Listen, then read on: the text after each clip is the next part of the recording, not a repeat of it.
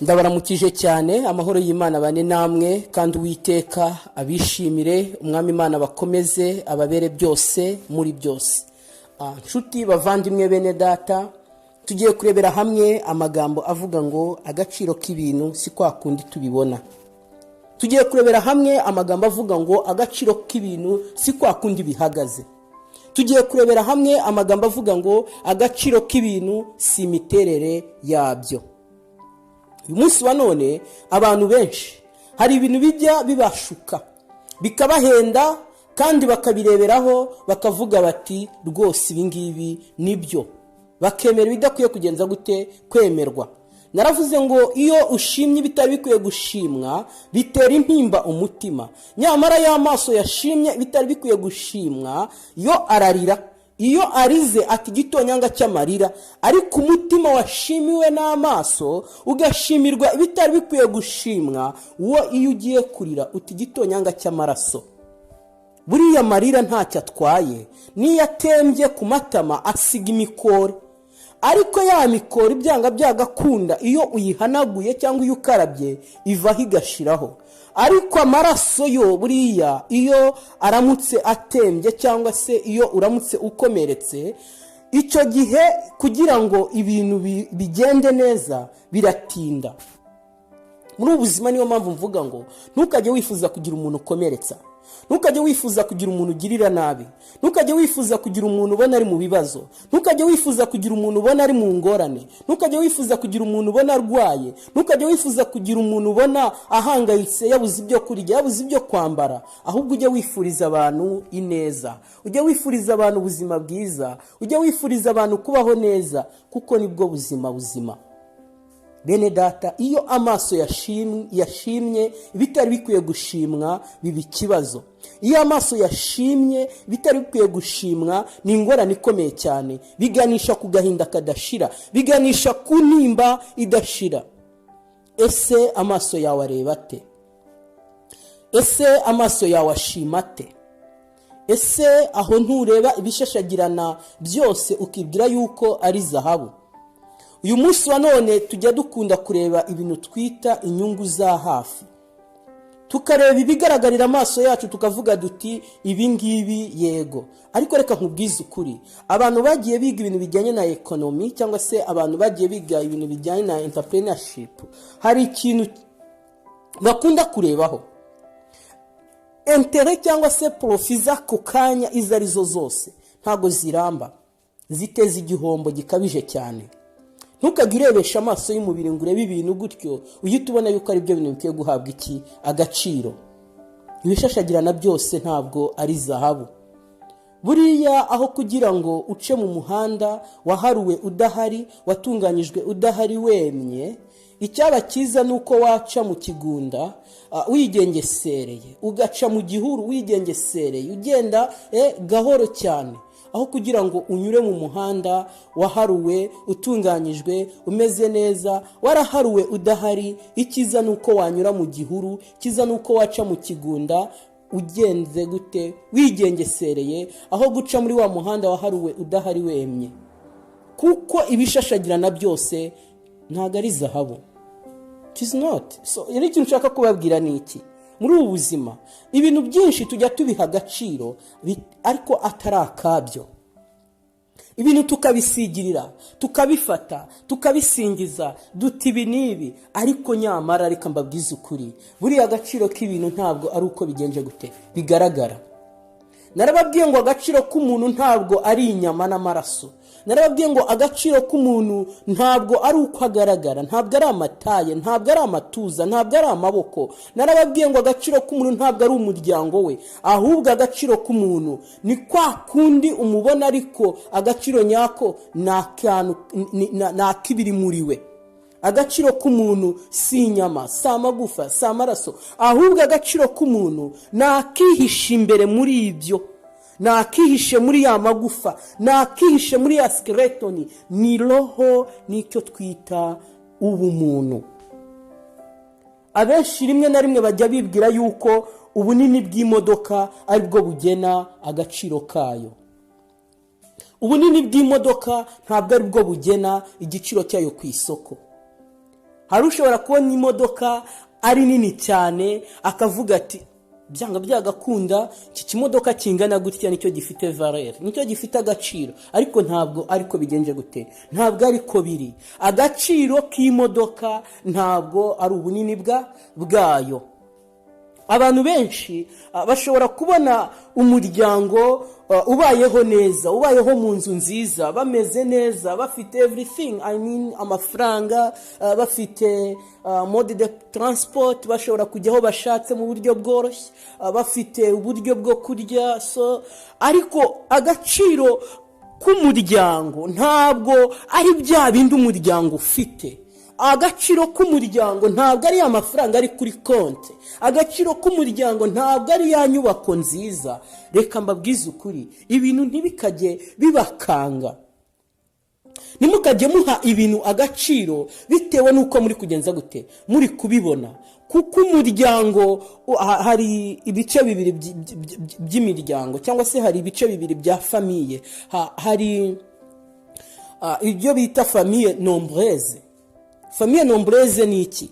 Ni umuryango ugizwe n'abantu benshi. Hakaba n'ibyo bita famille aisée, umuryango w'abakire, umuryango ufite buri kimwe cyose. Iyi famille nombreuse rero aho itandukanira niyo bita famille aisée. Aha muri famille nombreuse ni ba bantu benshi, rimwe uyu muryango warabyaye n'indahekana, ariko ugasanga bafite imibereho itari myiza, ugasanga babayeho mu buryo butari bwiza, ariko mu buryo bugaragara bw'umubiri ntibabayeho neza, kubera ko ntabwo bize neza, kubera ko ntabwo bariye neza, kubera ko ntabwo ari abantu bambaye neza, ariko ugasanga imbere mu mubiri ni abantu bameze neza. Nta mwiryane, nta masambu bapfa, nta mwiryane, nta uvuga ngo njyewe ngo nizi ibi ngibi. Ugasanga ba bandi bo muri famille nombreuse, ba bandi b'insuzugurwa, ba bandi b'abakene b'abatindi nibo banezerewe kurusha ba bandi bo muri famille aisée, ya famille y'amashuri, ya famille y'abize baminuje, ya famille y'abafite amamodoka ariko nta watiza undi, ya famille y'abafite amafaranga kuri account ariko nta wagenza gute, nta wagoboka mugenzi we. Icyo nshaka kubabwira, ntabwo agaciro k'ibintu ari uko tugenza gute, ari uko tubibona. Mu bakire no mu bakene haba y'indwara zimeze kimwe. Mu bakene bagira indwara yitwa nanisme, ariko mu bakire bagira iyitwa gigatisme. Nanisme ni iki? Nanisme ni ukugwingira, gigatisme ni ugukura nabi.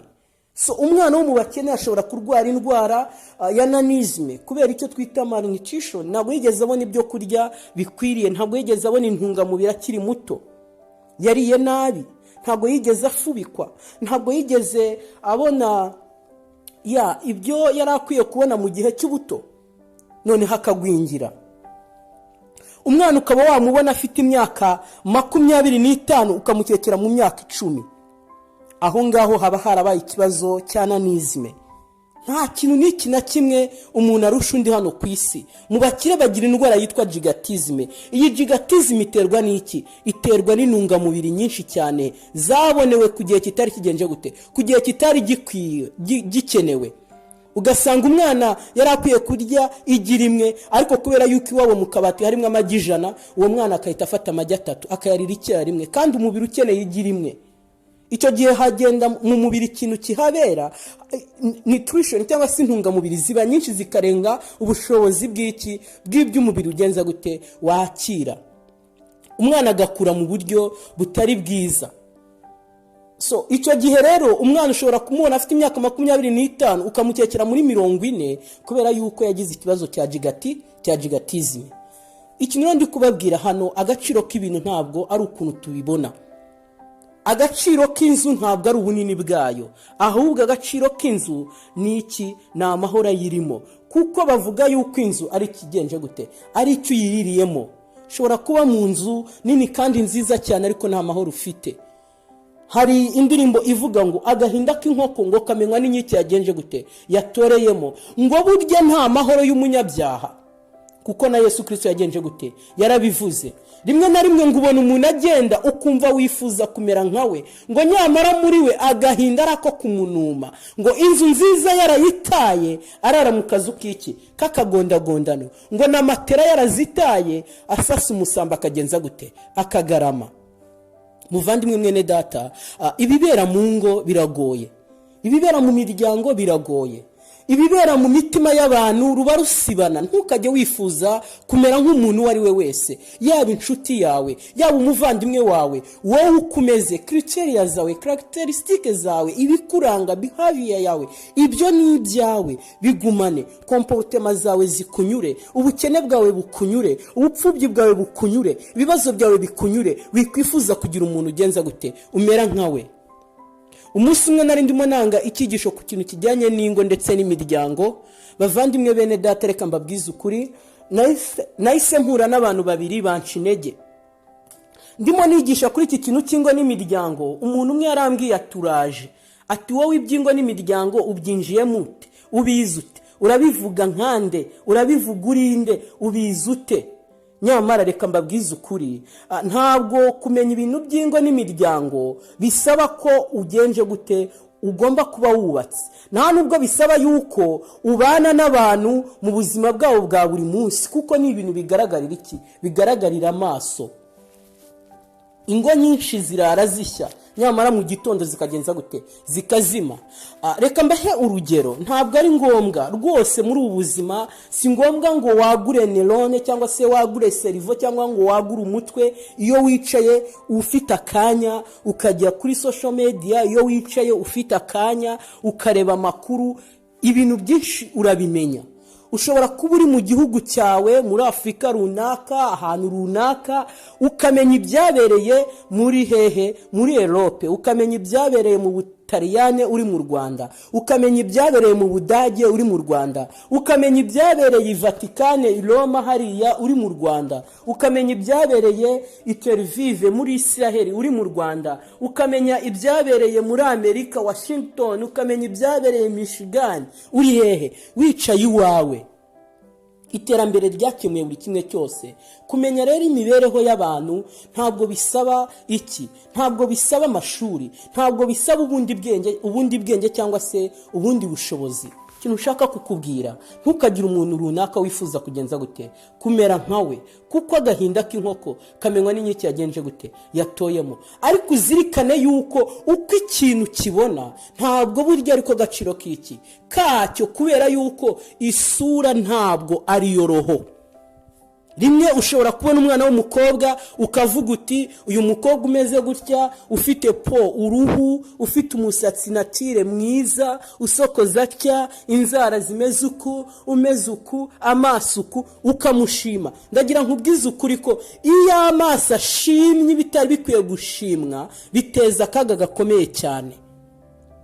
Uko bigaragara siko gaciro kabyo, uko bigaragara ntabwo ariko bikwiye gushimwa. Ushobora kubona umusore utimamu umuhungu w'imisatsi, w'ubwanwa, w'amadrede, w'igituza, w'amaboko, w'ijwi, w'ibikorwa, utimama dore nguyu. Please, mu bintu bijyanye na selection, mu bintu bijyanye no guhitamo, ndagira nkubwize ukuri, ntuzashukwe n'igihagararo, ntuzashukwe n'amaso, kuko agaciro k'ibintu ntabwo ari uko tugenza gute, ntabwo ari kwa kundi tubibona. Kuko agaciro k'ibintu ntabwo ari kwa kundi bigenje gute, ntabwo ari kwa kundi biri. Hari ikintu cyitwa selection, guhitamo, choose, gutoranya. Hari ikintu kigenderwaho, hari icyo twita criterias, hari ibyo twita behavior, hari ibyo twita characters. Ese bya bindi nifuza kugira ngo bizabe ibintu bizima, nzabihitamo ngendeye kuki, nzabishima ngendeye kuki? Niba ari umusore nshaka mwiza, niba ari umukobwa nshaka mwiza, kugira ngo nzamubone koko bihure abe mwiza, nzanyura mu zihe nzira, nzaca mu buhe buryo? Ubanza urebe imyitwarire, urebe imico, ufate information, amakuru. Ese koko iriya nzu niba ari nziza, yarubatswe neza, yarubakishijwe diyama, yarubakishijwe ibiki n'ibiki, koko buri iriya nzu ni nziza? Ese imbere buriya bimeze bite? niba ari umuntu, niba ari umukobwa avuga ariko se uriya mukobwa ko mbona buri gitondo asohoka atya bimeze uku nuku, ariko se buriya si sawa. Mbere yo gushima wa wundi, burya gusebya umuntu bishobora gutuma asuzugurika, ariko ntabwo bishobora kwanduza iki? Kwanduza imico ye. Shima babandi babana nawe. Mbere yo gushima umuntu, shima bamwe babana nawe, gerayo ubabaza ariko se buriya nyiramama wanjye bite amakuru ye, niba kubwira turiya n'umwana mwiza, n'Imana y'u Rwanda, yes uzanote. Niba kubwira bati turiya reka nabwo uzagenze gute? Uzanote. Uw'imico myiza bamusebya agasuzugurika, ariko ibyo ntabwo bishobora kugenza gute? Kwangiza imico ye. Muri ubu buzima dukwiye guhanga amaso ibintu by'agaciro, ariko hano mu isi nta n'ibikwiye kwitabwaho uretse Yesu Kristo wenyine. Niwe ukwiye guhangwa amaso. Ibintu byose uko ubibona ntabwo burya ariko gaciro kabyo. Buriya ntabwo urusengero rugirwa urusengero n'izina ryarwo. Kuba inzu yakwitwa urusengero, ibyo ntibiyigira urusengero. Kuba inzu yakubaka, umva, niyo yakubakishwa zahabu zose z'isi, ikubakishwa diyama zose z'isi, umva, ntabwo ibyo byatuma igira iki? Igira agaciro, kubera yuko yubakishijwe iby'agaciro. Ntabwo urusengero rugira agaciro bitewe nuko rwubatswe kuri street, ndavuga umuhanda uzwi, hahandi gugu ukubitemo nayo ubwo ngubwo ndabasekeje ngo gugu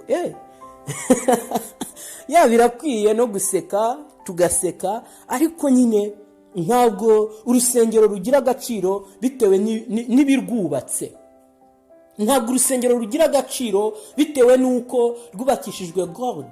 Ntabwo urusengero rugira agaciro bitewe nuko rwubakishijwe diyama. Ntabwo urusengero rugira agaciro bitewe nuko ruri ku muhanda uzwi, kuri street izwi, hahandi ushyira muri telefone bakahita bakubwira bati this church it is located ahangaha, hari hospital, hari near of end. No, ntabwo urusengero agaciro karwo ari bya bindi birwubatse. Ntabwo urusengero agaciro karwo ari bya bindi birugize. Ntabwo ari ya nyubako y'icyitegererezo, ntabwo ari ya design, nta nubwo ari wa mufundi, nta nubwo ari wa wundi waje, ndetse si n'ubutaka rugenje gute rwubatseho. Agaciro k'urusengero ni Yesu Kristo.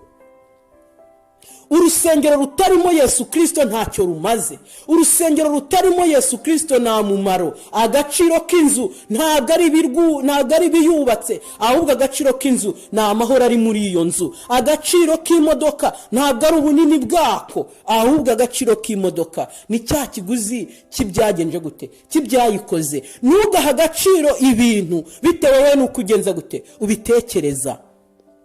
Urusengero rwakubakishwa menshi, rwakubakishwa byinshi, ariko urusengero rutarimo Yesu niyo rwaba rwubatswe hehe? Haba ari no mu kirere, haba ari muri atmosphere, haba ari muri space, muri universe, anywhere you want to, ariko urusengero rutarimo Yesu Kristo urwo nta gaciro rugenza gute rugira. Rwarutwa na rwa rundi rudafatitse, na rya hema, na ya shitingi idafatitse, ariko irimo Yesu Kristo. Mu Kuva igice cya 25 ku murongo wa 8 hari amagambo akomeye cyane, aho Yesu Kristo yavuze ngo bandemere ubuturo bwera nure hagati hehe muri bo. Bwari buri mu ihema ry'iki? Ry'ibonaniro. Ubu buturo aho bwari buri ntabwo hari hubatswe, ntabwo hari hakomeye. Mwibuke hajya kubakwa, Imana yaravuze iti wowe ugomba kubakira iki, kunyubakira iki? Urusengero.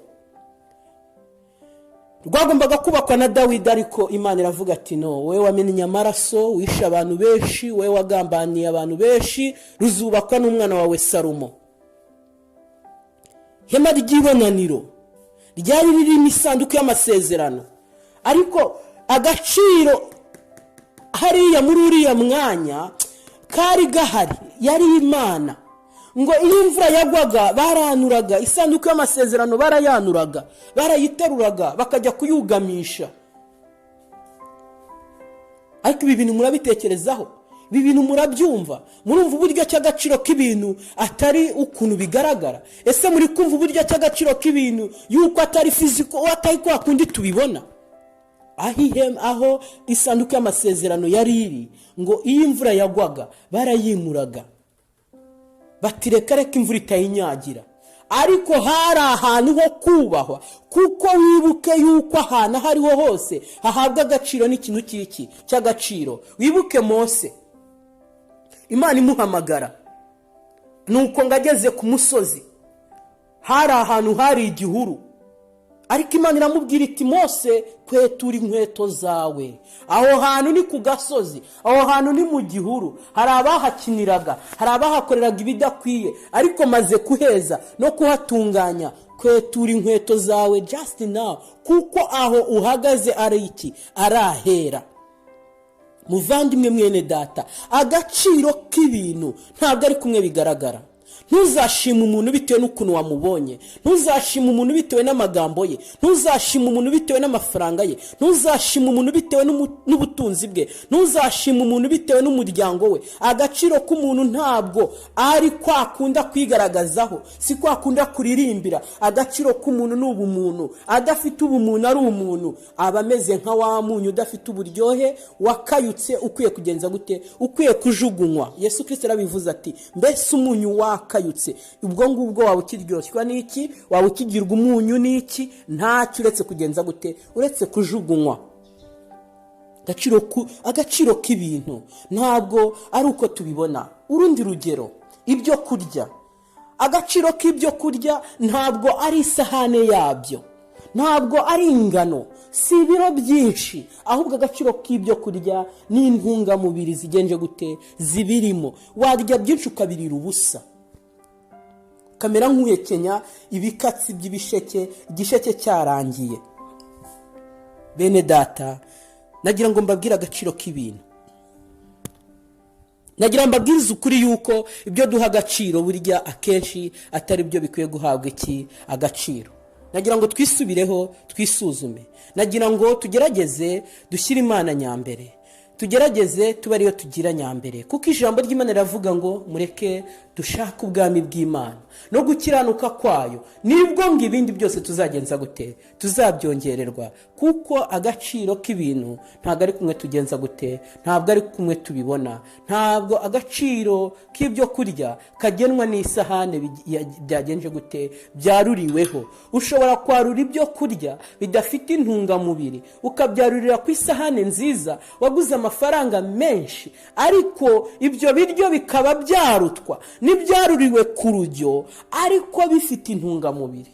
Agaciro k'ikintu icyo ari cyo cyose ntabwo ari kumwe ugenza gute?